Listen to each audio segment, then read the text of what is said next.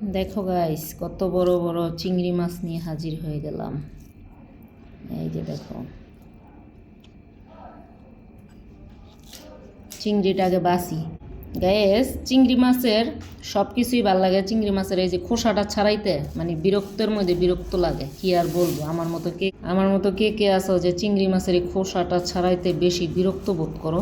আমি তো অনেক বিরক্ত বোধ করতেছি। তারপরে এই যে অবশেষে এই যে চিংড়ি মাছের খোসা ছাড়ানো হয়েছে, এখন এটাকে একবারই খেয়ে ফেলবো। এত ঝামেলাকে এই খোসা ছাড়াতে।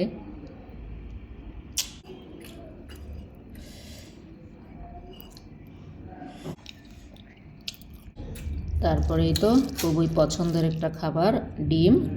এই তো ডিম দিয়ে খাবারটা কমপ্লিট করে নেব। তারপরে কিন্তু গ্যাস দুধ আছে, দুধ